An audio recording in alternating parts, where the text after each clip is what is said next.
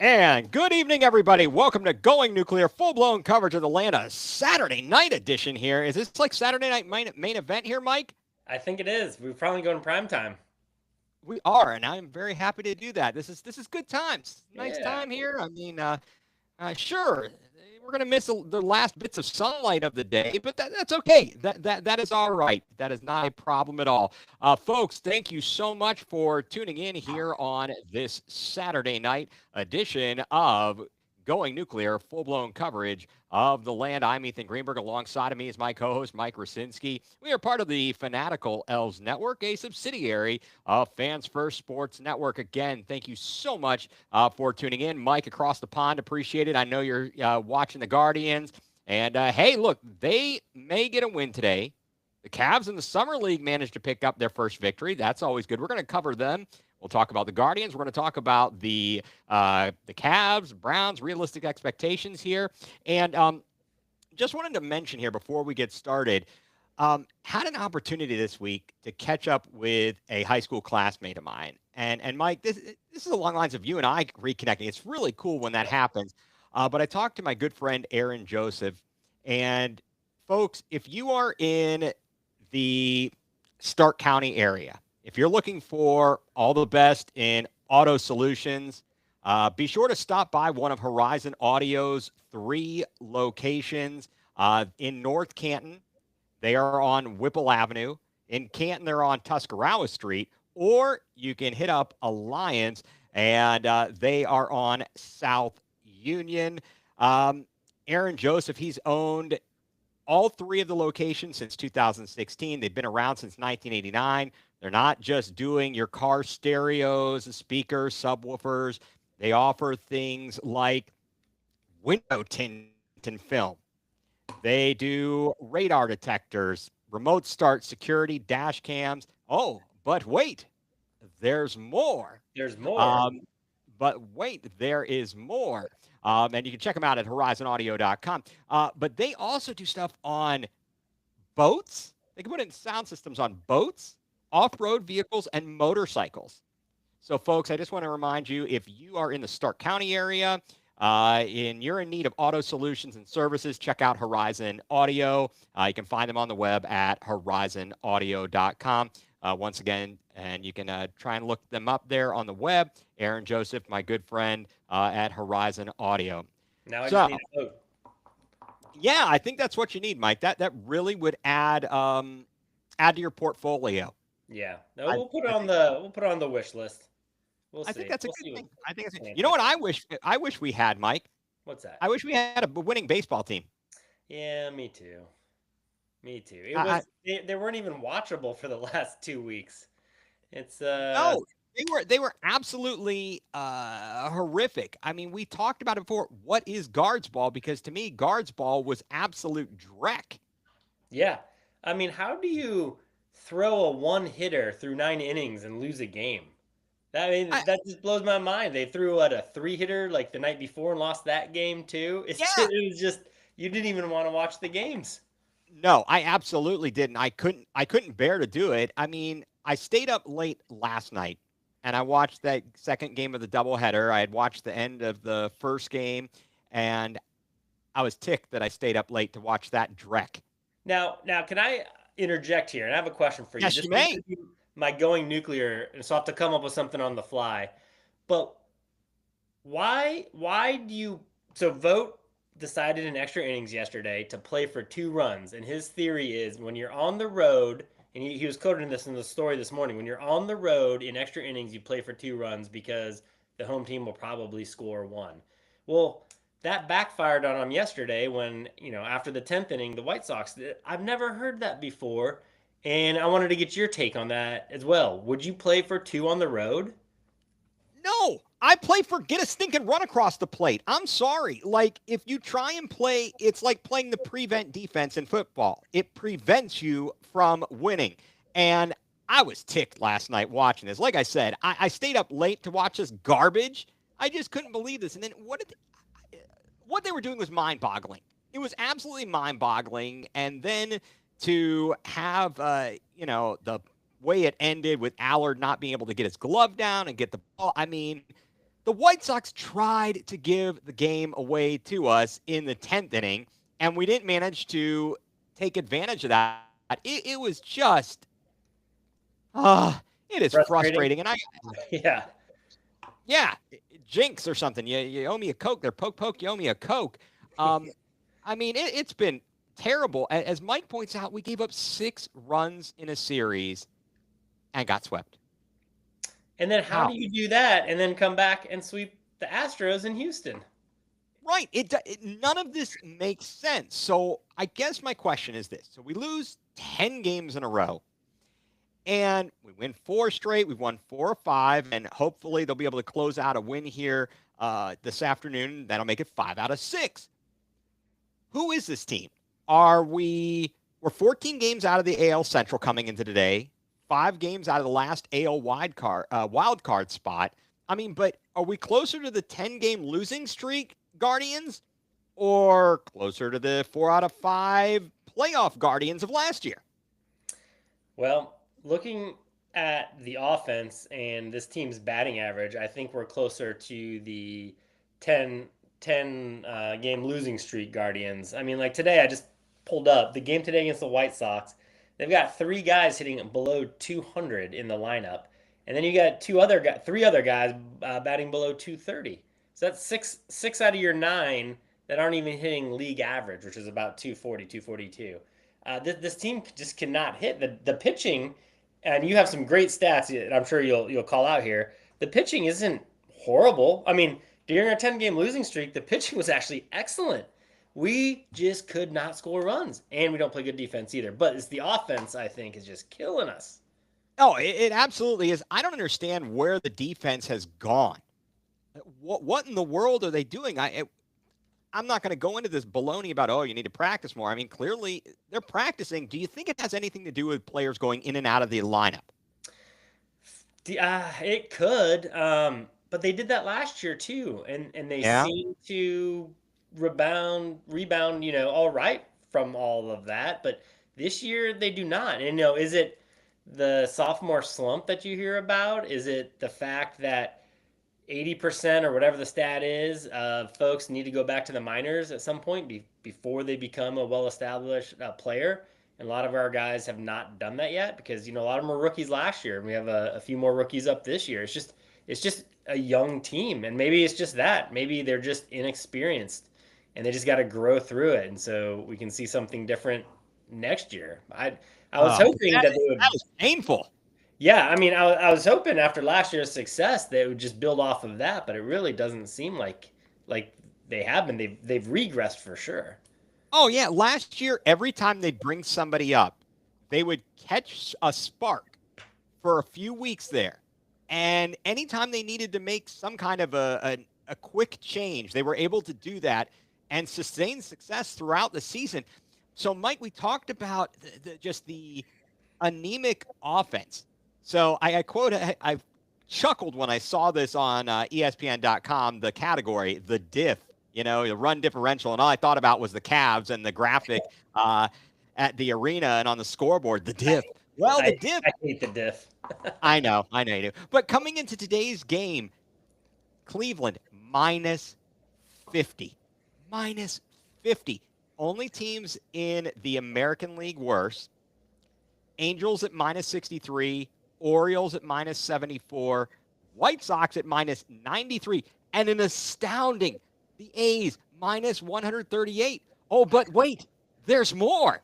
Like, if you thought minus 138 was bad, the Rockies minus 250. That's impressive.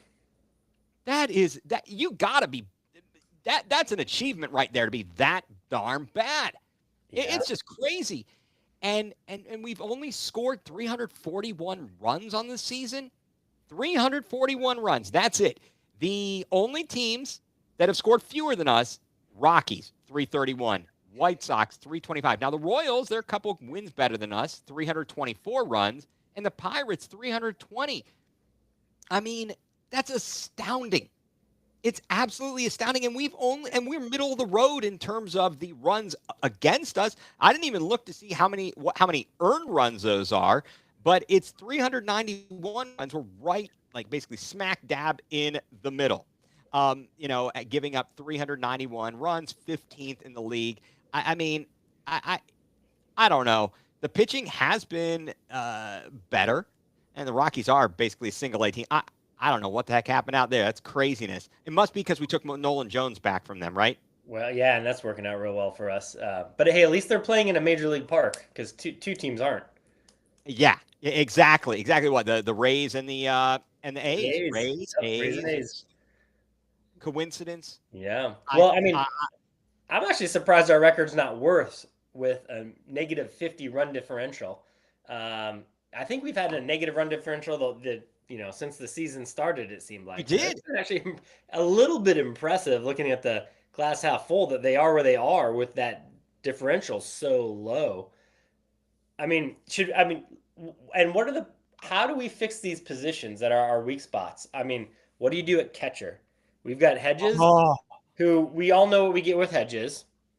And then we have Naylor, who at this point we thought we would have a lot more. I mean, is he just a busted product? Is he recoverable?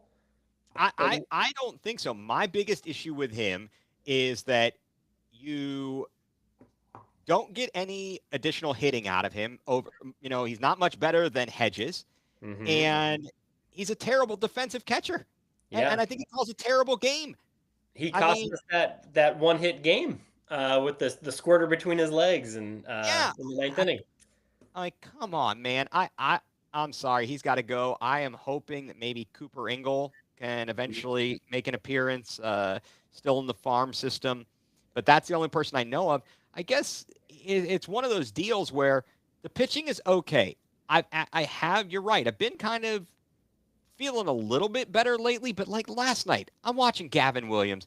This guy is so inconsistent, all over the place. What did he walk the bases loaded? Yeah, I'm like, ball 4, ball 8, and he walks the bases loaded. Oh, let's see how he reacts to this. I mean, like, what's going to happen? Is that Clue Haywood going to come out and hit a grand slam? Oh, it's too high. Too high. I mean, right. it's crazy. And then even Tanner Bybee today, the 4th inning, he comes out, we're up 2-0, and he's just giving up dink hit after dink hit. Then we have an error. We screw up an easy rundown. We had the guy picked off. I'm like, oh, come on. I mean, obviously the pickoff is not, and the mistake there is not Bybee's fault. But at the same time, these guys are just picking him apart. I mean, Yeah. it is frustrating. It is really, really frustrating at this point. And then I guess, my question about, we talked about where are they really at. Another thing is the front office for so long has done so well. We've all kind of looked and we think they win trades, right? Yeah. Even when we question them at first, they generally do pretty well. I know this year there's a lot of people saying, "Good boy, could we use a Josh Naylor in the lineup?" Yeah. I don't think it would have made that big of a difference, though. I don't think so. I really don't think so in the grand scheme of things. He can't hit a stinking, breaking ball or off speed pitch to save his life. And if there were concerns about him keeping in shape and he's not doing that, like, well, what kind of dedication is that to the team? So the question is this: can you separate ownership and being upset with them versus holding some more accountability for the front office? Where do you lie on that? Well, I mean, you look at the success the team's had since, let's just start with the Terry Francona era, which was, Right. 2012, I think. And so we're talking about, 13 seasons, and I think they've had winning records in all but, 2, 3 of those seasons. This might be the third season where we don't. I mean, that is a sustained record of success. So I wouldn't want to judge them just on the first half of one season right now. And there are some of these trades that I think they made that maybe are hurting us right now in the short term, but in the long term, it's really it may end up paying off for us. We're just gonna have to suffer through maybe this one. And that's the problem. The suffering through it. And I agree, Mike, we miss Jimenez defense more than Josh Naylor. Yeah, the defense of Jimenez at this point, how much worse can the bats be? The problem Yeah, is I know. we don't want to spend the money on it. Yeah.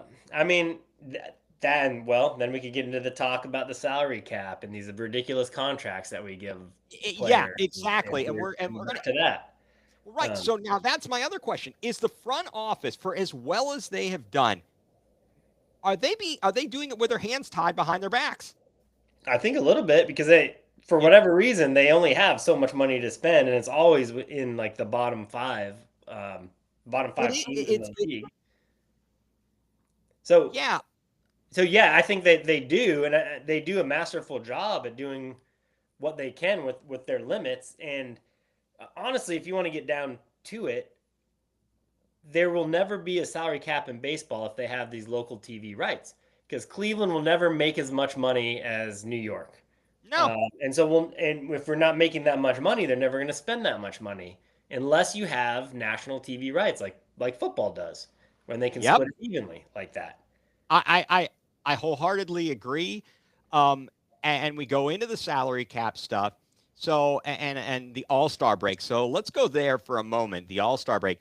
Jose was selected to start at third base. Jose has decided he's not going to participate. He's going to rest for the second half of the season.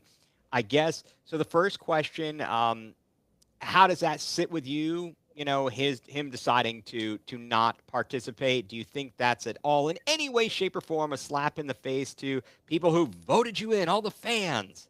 No, not at all, because it'll still go next to his name, All Star starter, Yep. no matter what in his career. And it shows where his focus is. It's not on the All Star game, it's on getting healthy to try to make a push for the second half of the season. So I wholeheartedly respect that decision. Bingo. I 100% agree with you. Not even 1,000%, but 100% because as we discussed before about these extra percentages, I'm not so sure about that. And Jose Ramirez, I would say, as I've thought about it, I think now that Nick Chubb is gone from Cleveland, he's moved on to Houston. I think Jose Ramirez is really the face of Cleveland sports in his attitude and relatability compared to other guys. Yeah, sure, Miles Garrett is great. Donovan Mitchell is great. But Jose Ramirez is just the hardworking kind of blue collar guy. He took a hometown discount to stay here. So I feel like Jose is sort of the face of Cleveland sports right now, whether most people recognize it or not. I think he is. What about you? Yeah, absolutely. And I think if he wasn't already, he should have been that face even with like Nick Chubb here because he's been around a lot longer. Was it 2015 when he came up? So he's been the face for the last 10 years of the tribe, and it should Yeah, have been for all of Cleveland. yeah, absolutely. And I think it's just one of those deals where it's a Browns town.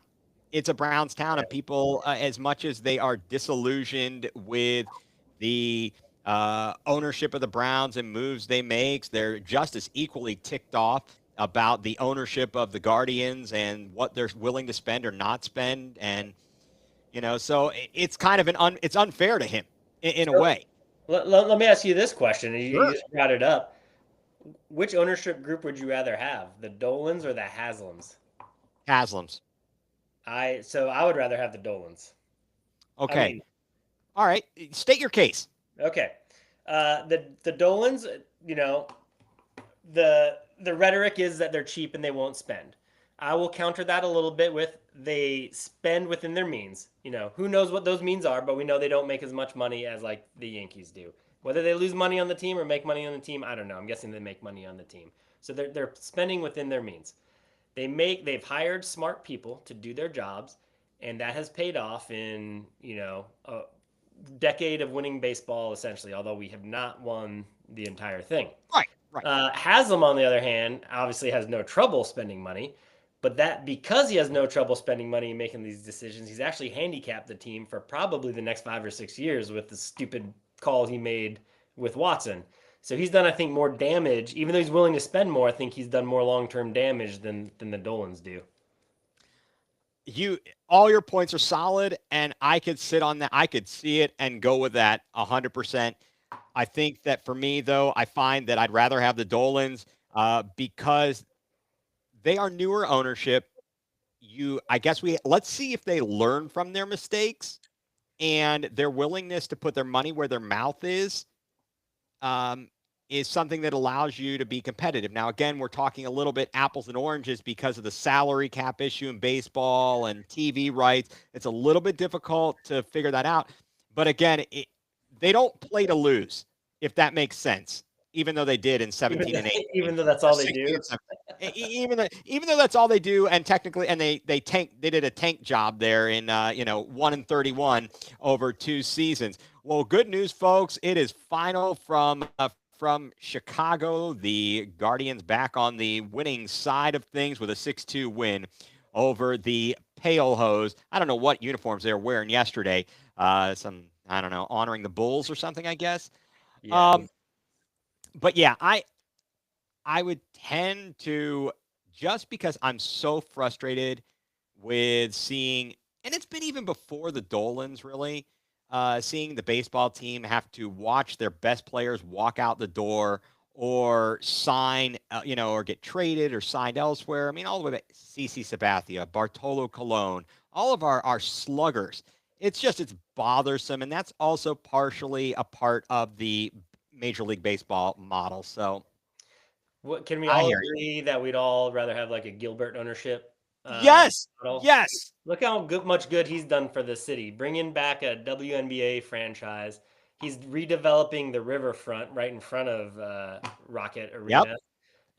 Um, he's what they own the Charge and also the Monsters, and yep. they draw like They they draw draw. very well. Yeah, so I mean they know how to run an organization and actually do good for the city. Yeah, did you see the story about the new thing, the COSM that's Yeah, coming to, that looks awesome. I could it see really it does. as something really cool to be able to watch a game. Yep, I And agree. It'd be a unique experience.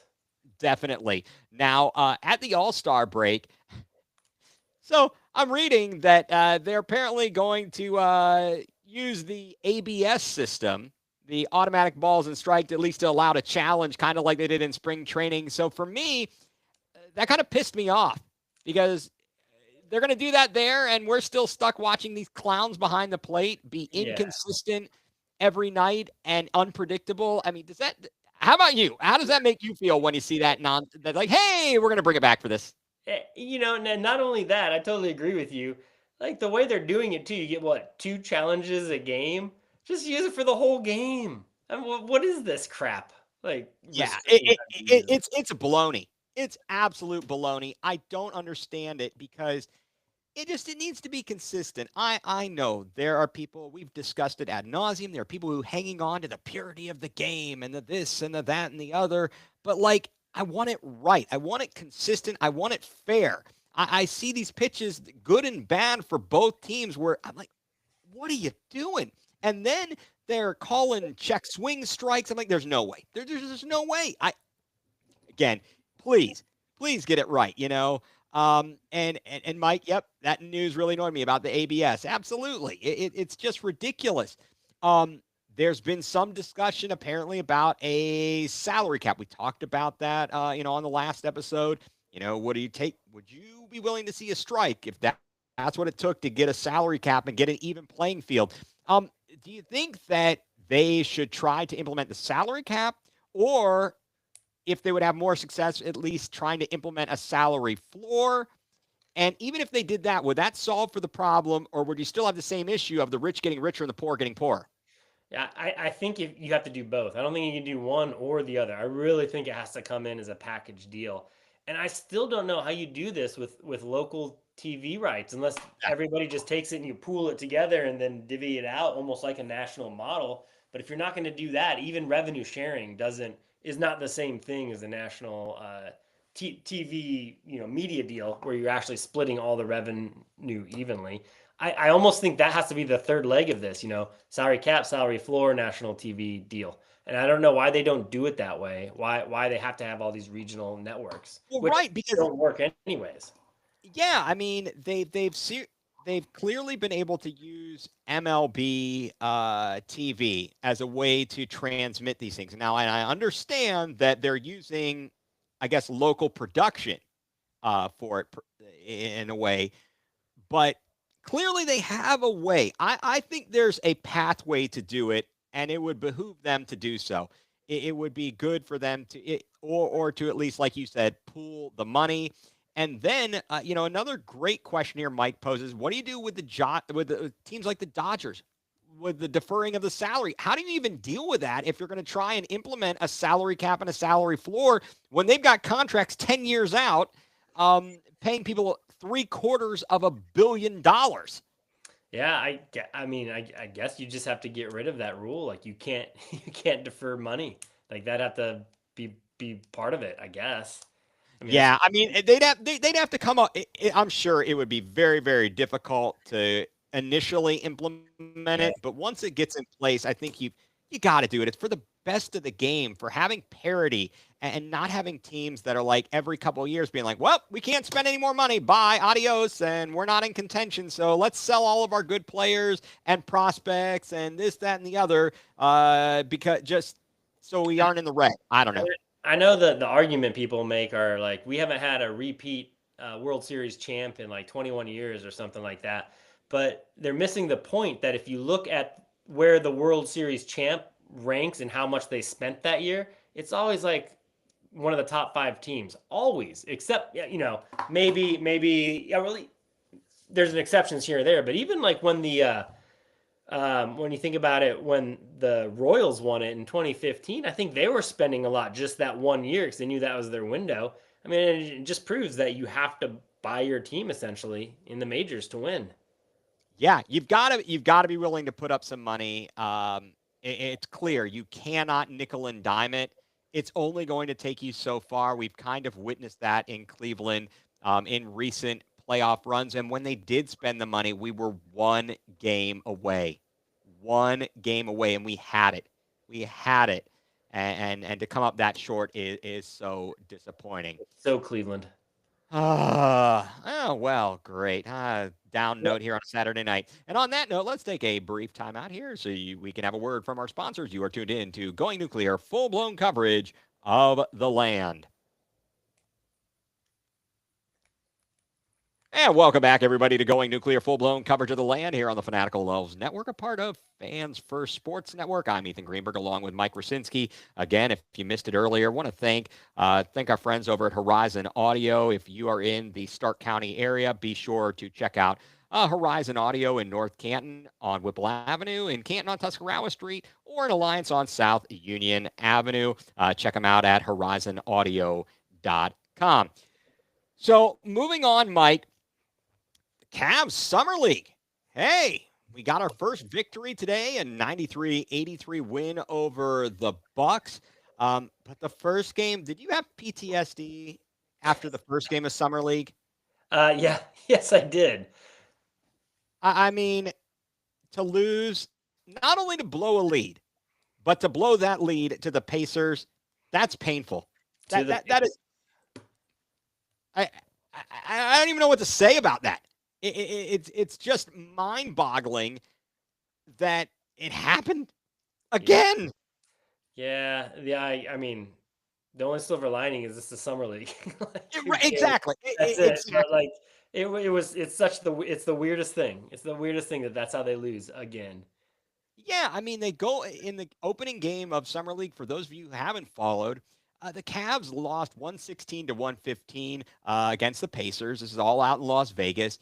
The Pacers were down by 13 at the half, and they were down by 10 points with 2:38 remaining in the game. I don't know, but like you said, the results, okay, no big deal here. Good news out of that game, or possible good news. Naquan Tomlin, 30 points in 27 minutes. Jalen Tyson had 20 points in 32 minutes. And first round, or our first pick in the draft from this year, Tyrese Proctor, 14 points, went 5 of 13 from the field, 3 of 7 from beyond the 3-point arc.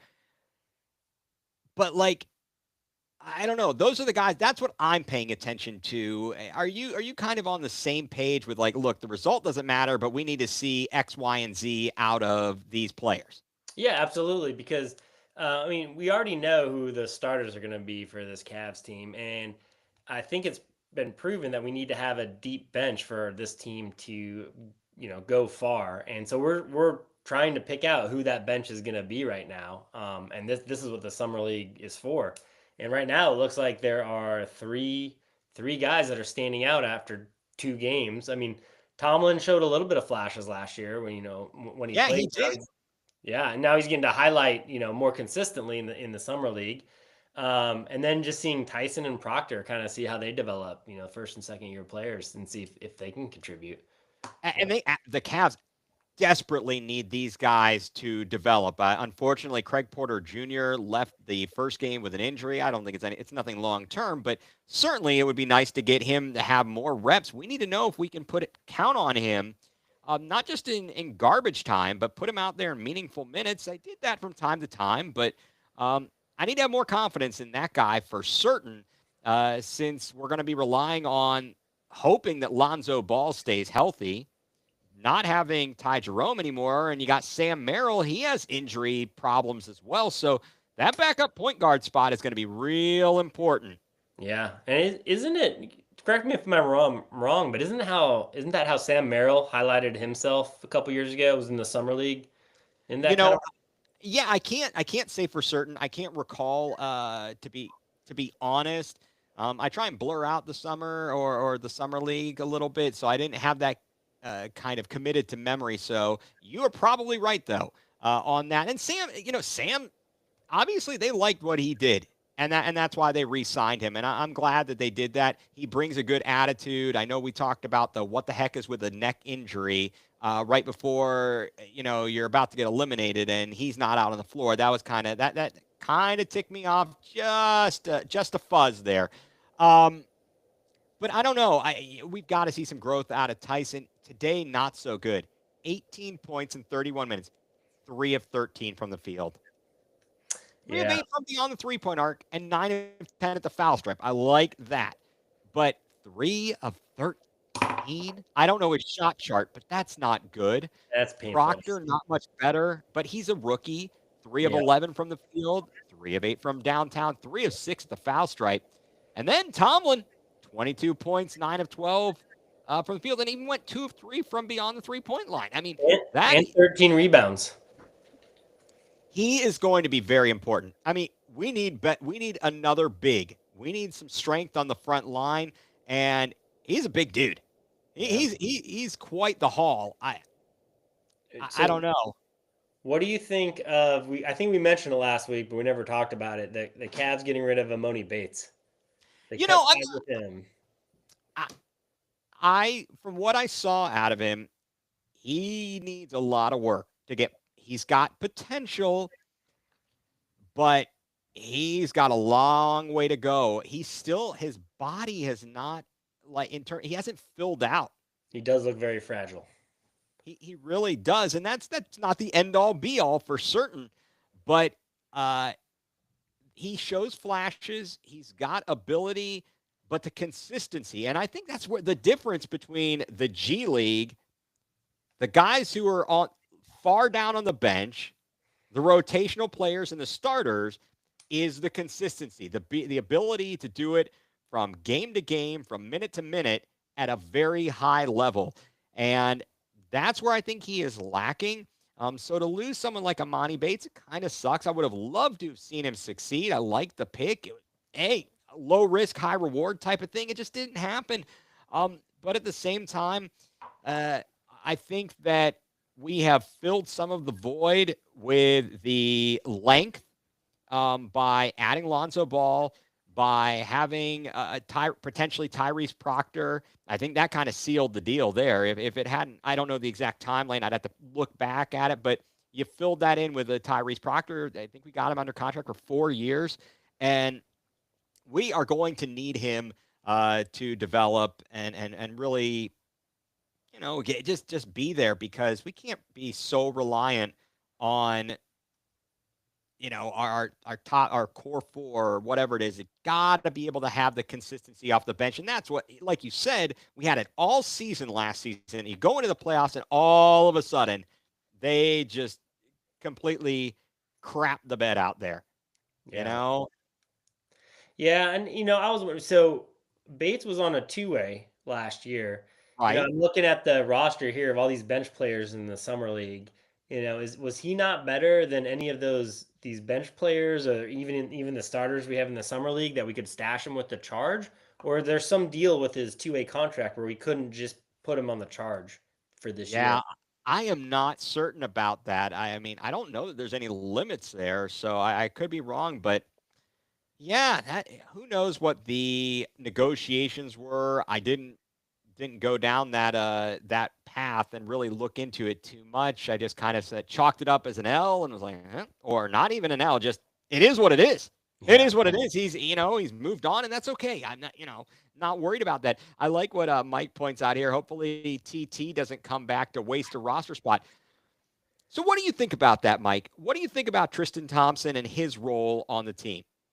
I mean, so I think it provided probably some leadership, a guy that's been there, won a championship with this team, because they're a young team. I mean, what Donovan Mitchell is pretty much the oldest of all of their core players at 26, maybe I want to Yeah, say probably like 28. him and Struess are probably about the most seasoned players, and even DeAndre Hunter's been around for a little while. I mean, but yeah, you're Yeah. right. I mean, we're young. We are relatively young and inexperienced, so I don't mind Thompson from that perspective. And someone who's that far down on the bench is not expected to come in and play a lot. But let me ask you this, and because I don't think this has happened when we were talking last time. Looks like Kevin Love might get bought out, or has, or might, be going to get bought out by the Jazz.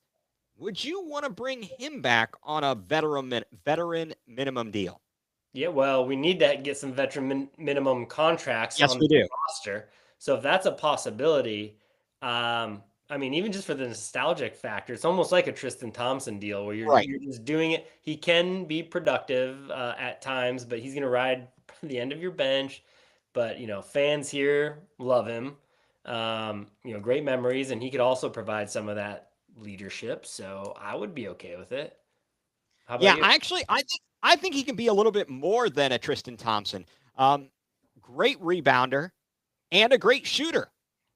I mean, Thompson, he's a good rebounder, and you love his effort out there, but he's not going to be able to shoot the ball. At least if you bring in, look at what we had at the end of the bench during the championship run. We had a guy like James Jones sitting there who could come in and shoot if necessary. That's what we're not looking for a guy to play a ton of minutes. We're just looking for a guy who can be a leader, somebody who can come in, fill the void, and do a nice job. And so I wouldn't hate it Yeah, if there were an opportunity to bring him back. But I think I heard Brian Windhurst saying if they have an open roster spot, they may leave it. They may not fill it right away. This whole second apron thing is just kooky. It's absolutely kooky. And I don't know what they're going to do. I mean, maybe LeBron. Oh, no, no, no. We already know that is like not going to happen unless they're like a 20-team trade to get that guy back here. But he certainly doesn't seem happy with Los Angeles, and Los Angeles doesn't seem to be happy with him. Yeah, no, I agree. And it would why couldn't LeBron take the minimum salary to come back for the Cavs? All right, he has more money than he's ever going to be able to spend in him and his great grandchildren's lives. If he really wants to win a championship, he should come back to Cleveland. Thing is, I think it'll be, and they talked about it, I think it'll be not this year, next year. When he opted in, he screwed it. That messed everything up that he can't do that. So, but maybe by next year, maybe that'll be a possibility. I know some people hate the guy and they're scorned lovers, and I understand it. They just talked about what is it, the anniversary of him doing the decision to leave, doing that whole fiasco. Then also the anniversary of him announcing his comeback was all within the past week or so. Yeah, I don't know. It's a kind of a crazy thing there. Did you hear the story, Mike, that Donovan Mitchell was at that Boys and Girls Club, or at where that he wasn't inside, but he was there on that night that LeBron made that announcement? Really? Yeah, apparently people knew where it was going to be, and he was there. He was outside of the gym or whatever, um, checking that out. It's kind of crazy. So, Small world. as you're talking, I was looking up Kevin Love's stats, and it looks Okay, like okay. he's now with the Utah Jazz. Right. And so I believe he may be getting bought out. That was part of a trade. Oh, I see. Okay, now it's So making sense to me. Okay. there you go. Yeah, sorry about that. Um, so I don't know. We're gonna need to see a lot out of the Cavs. It's early. It's summer league. Hey, Donovan Mitchell, I think I saw it, engaged. Oh, He good for got him. engaged. Hey, speaking Coco of him, Jones. what's that? Coco Jones, I think is her name, if I saw Oh, correctly. good for him. Speaking of that, so we saw a lot of, speaking of him, a lot of Achilles injuries during the playoffs. And after reading up on them and all these stories, it sounds like, Achilles injuries happens when you have a calf strain or some kind of calf injury because that part of your leg is not stable anymore. Do we feel lucky that Mitchell has not had an Achilles injury? Because we know he has had calf problems and he had it again this postseason. Oh, yes, you are on the money, Mike. We should consider ourselves very, very fortunate that he did not suffer an Achilles injury with that calf strain. And what I read about it as well is it's the wear and tear, and it can also have to do with so much more muscle and the straining on it, and it snaps. And it just, as we see, it pops, and that's disgusting. I know. I'm not good at that either. Yeah, I'm not a fan of seeing the recoil and the spring of their calf. Yeah. Yeah, I don't even like watching my own blood getting drawn. oh man, folks, pulling back the curtain here, it's like I'm a dope and didn't take care of myself and ended up with type 2 diabetes. And when I have to go to the endocrinologist and they're drawing blood, I'm like, oh, I'm feeling queasy over there. Um, another experience of my own poor health choices and stuff. I ended up with gout in my knee, and they're drawing the fluid out of it. First of all, that's disgusting in and of itself. Second of all, they're doing this, and I'm about to pass out in there. I'm like, it got a little woozy. They had to get me the cold towel Oh to yeah. keep me from going down. A little smelling salt. It was kind of brutal. You think about that, Mike? Back in the day in the NFL, you got your quote unquote bell rung, and they just get you over on the sidelines, give you some smelling salt, and you're good to go, right? Yeah, and then that's the exact reason I am hesitant to have my boys play tackle football. That right there. No, I don't blame you. It is not as as much as they try to make it safer these days.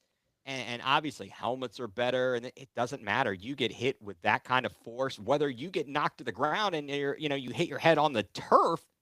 That can do rattles everything around up in there. There is nothing you can do about that. So we're kind of going down a rabbit hole here, but did you hear about Jackson Holiday? He plays for the Orioles. Uh, Okay. well, the Athletic had a story about his whole family because Okay. his younger brother may be getting drafted number 1 tomorrow because tomorrow's the MLB draft. Okay. And it's talking about the Holiday legacy just in all of his dad was the coach at Oklahoma State. His grandpa almost made the Yankees. This whole thing. But his dad is let me make sure I get this right. I think it's Jackson and Ethan is his brother. Their dad is paralyzed, and he got paralyzed by making a tackle in high school football. So he had a promising career in high school. Obviously, was never able to fulfill that because he, is in a wheelchair for the rest of his life by high school. But his sons now are, I believe it's his sons are now, carrying on this great legacy that they have in the majors.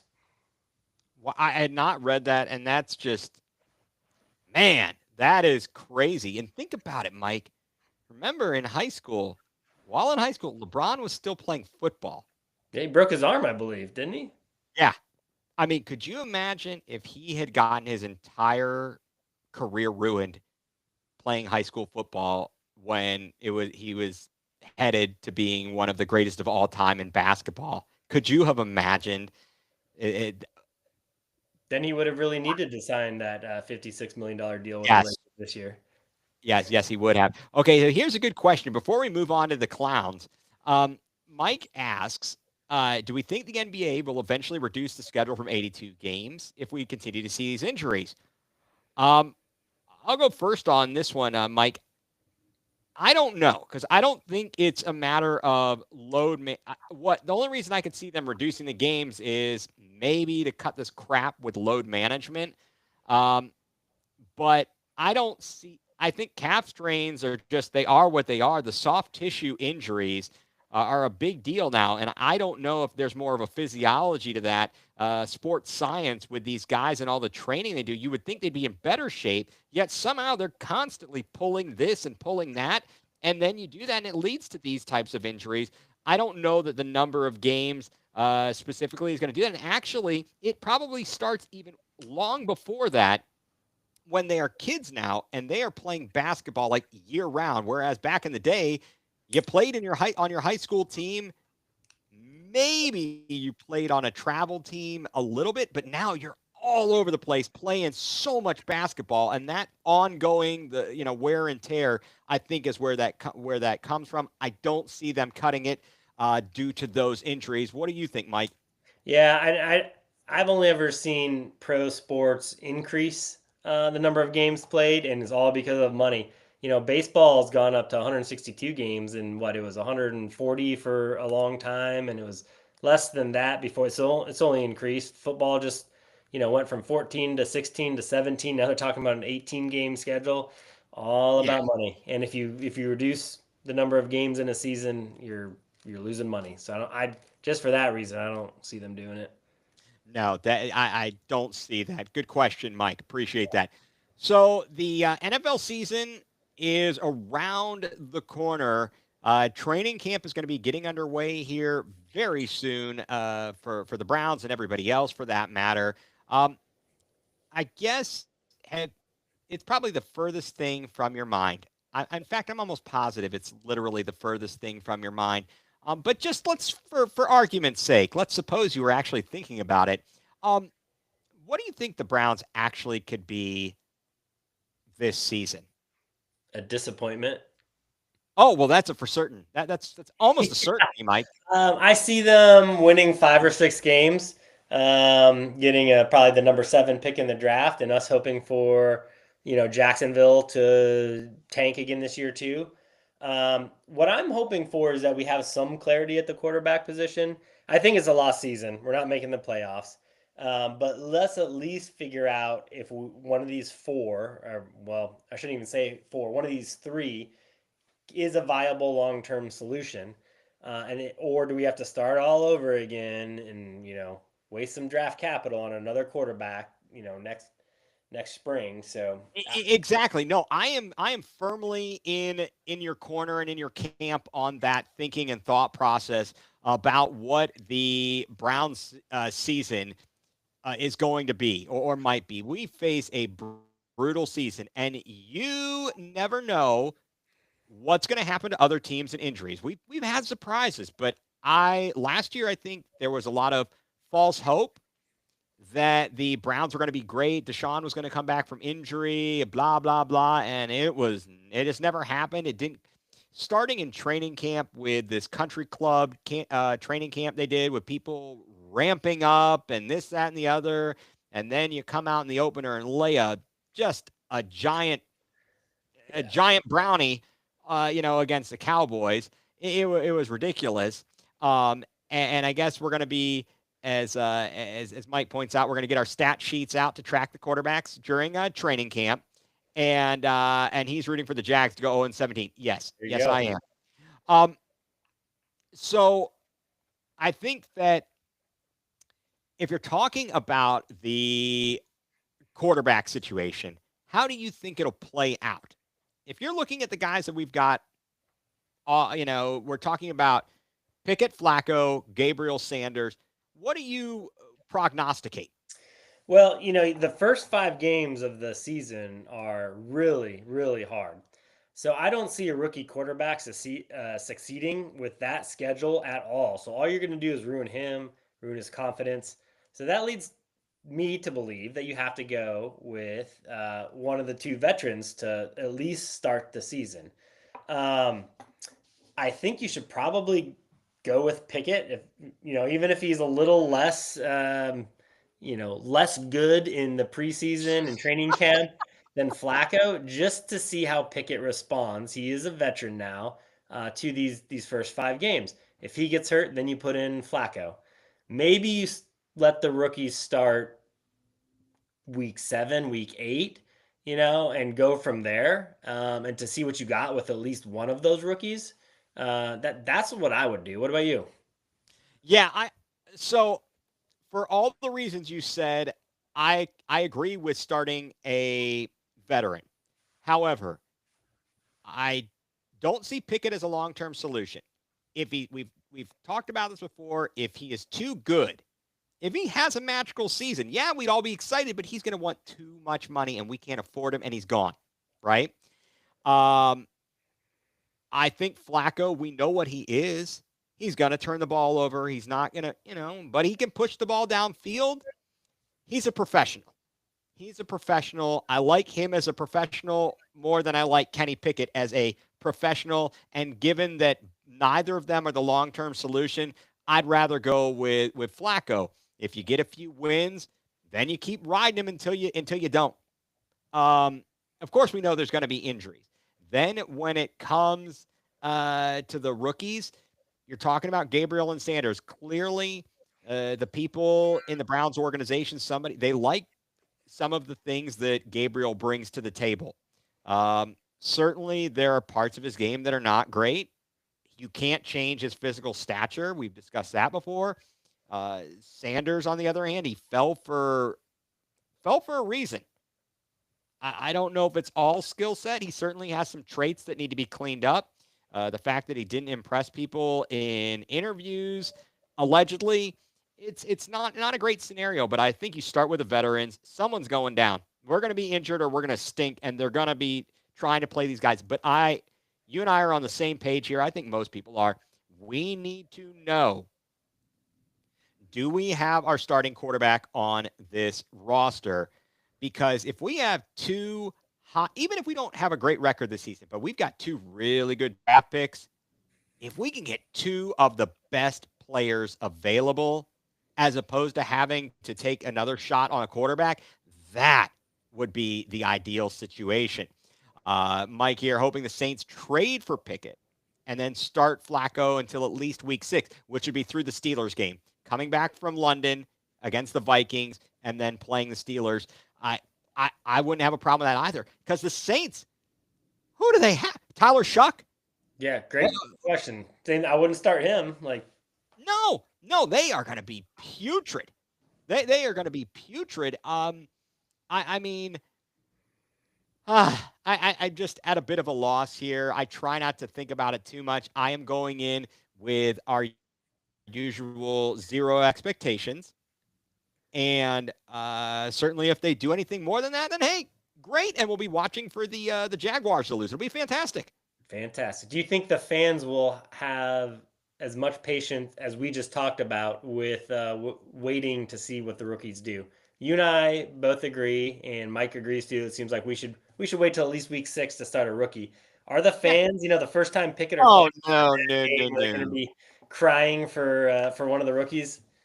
I think they were in the crowd chanting for DTR at times. So if that tells you anything, we all know what's going to happen, and there is going to be a vocal minority that is going to be clamoring for a rookie to play. We've seen it happen time and time and time again since 1999. I mean, uh, obviously there were some rookies that got thrown in there when they shouldn't have, a la, I guess, throwing in Manziel. Well, but at a time when there was a veteran who was playing pretty well, to throw in Manziel, that was crazy. Yep. Deshaun Kaiser, obviously they were tanking, and we were terrible. So I don't even know what you do about that.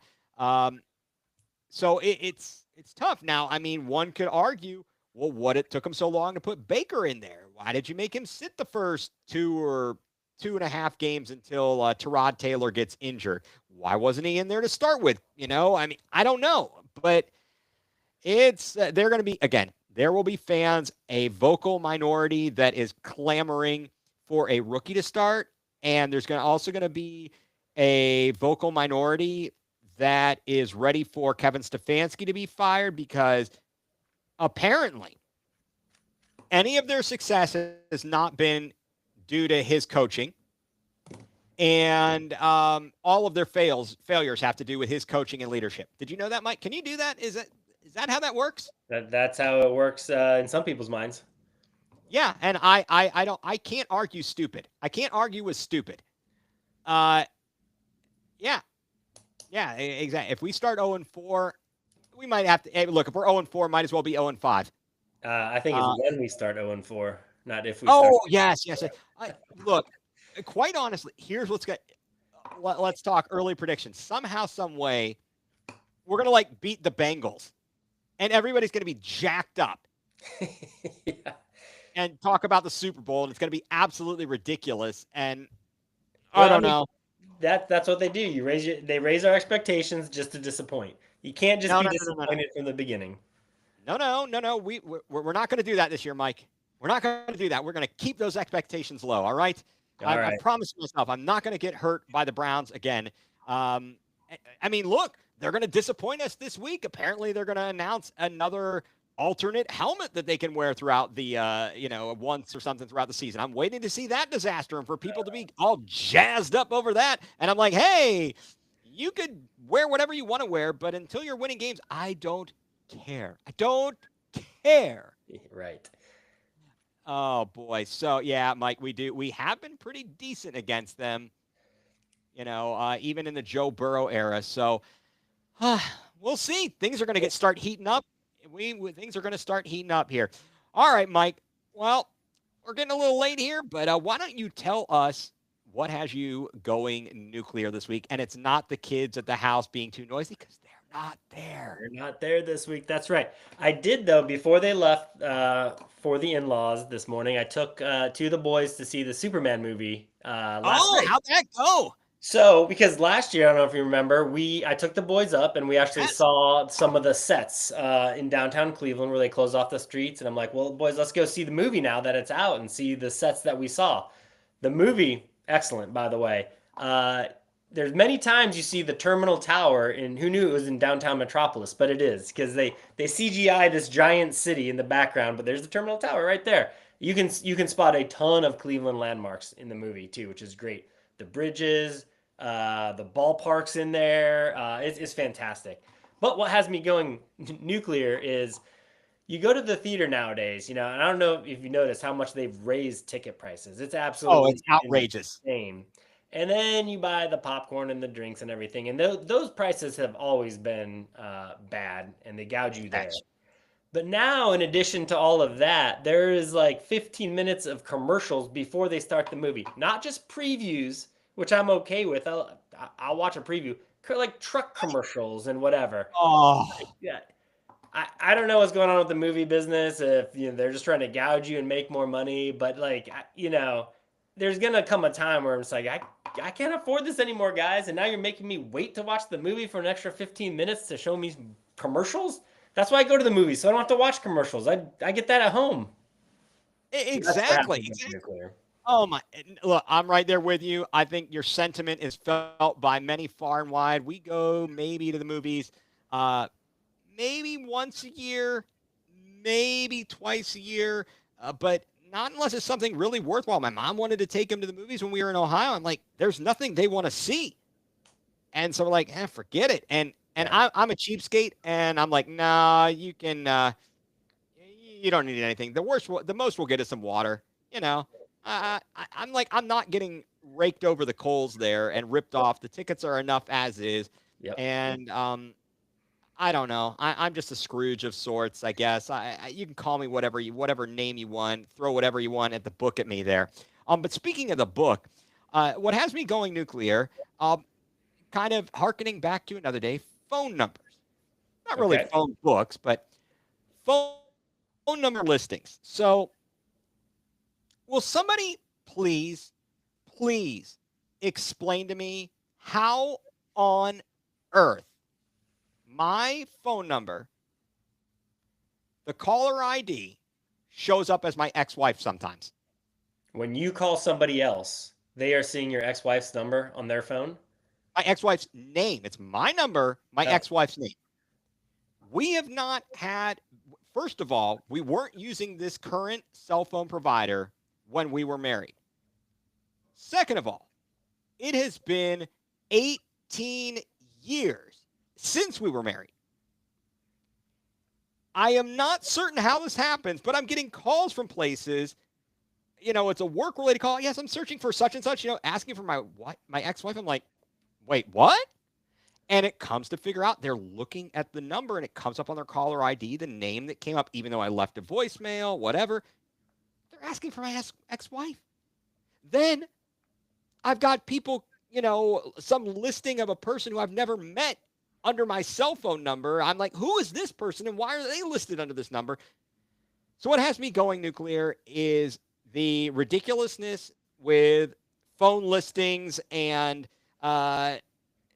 things such as that. The 411. Where's the 411?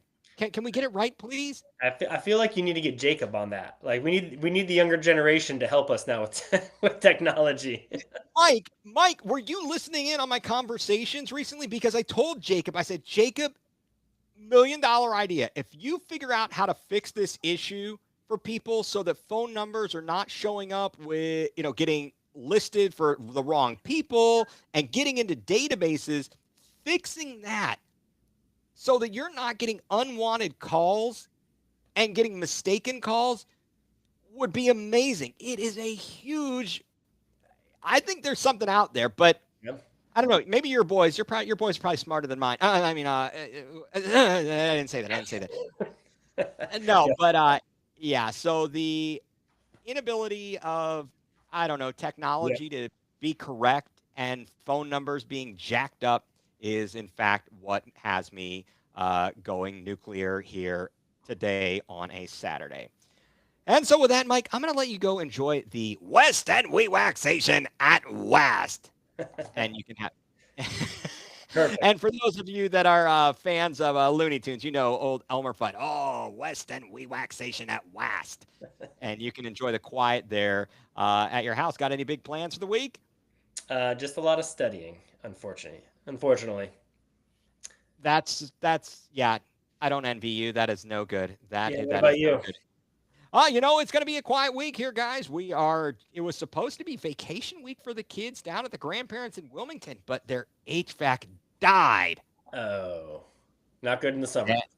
No, it is not. Not down in Wilmington, North Carolina. They are awaiting a replacement, and that's going to take an extra couple weeks here before they get that. So the kids, slight delay on the trip down there, but that's all right. The kids don't bother me. They stay in their room. I have to get them with the cattle prod to get them outside, but it'll be another fantastic week of work. It looks like the rain has passed. I might get out a quick walk here this evening. And I guess, well, the Guardians won. So, hey, we're in good shape there. Yeah. And yeah, good times there. So, Mike, thank you very much. As always, enjoy your evening, the peace and quiet. Have a wonderful week. Thank you to everybody who has tuned in. Thank you, Mike, over there in the UK, for all your commentary. Always love the questions and comments. And again, be sure to follow us, like, subscribe on our YouTube channels. You can pick up the podcasts on all of your favorite podcast platforms, Apple, Spotify. Go to the Odyssey app. Look for the Fanatical Elves Network. Look under Cleveland Browns and, figure out all of the fine places you can listen to the programming of the Fanatical Elves. And go to Fans First Sports Network. There's a lot of programming for a lot of other cities. And again, if you're looking for any auto solutions, car audio, etc., hit up Horizon Auto in North Canton on Whipple Avenue, Canton on Tuscarawas Street, or in Alliance on South Union Avenue. So, Mike Rasinski, I'm Ethan Greenberg, and you have been tuned in to Going nuCLEar, full-blown coverage of the land.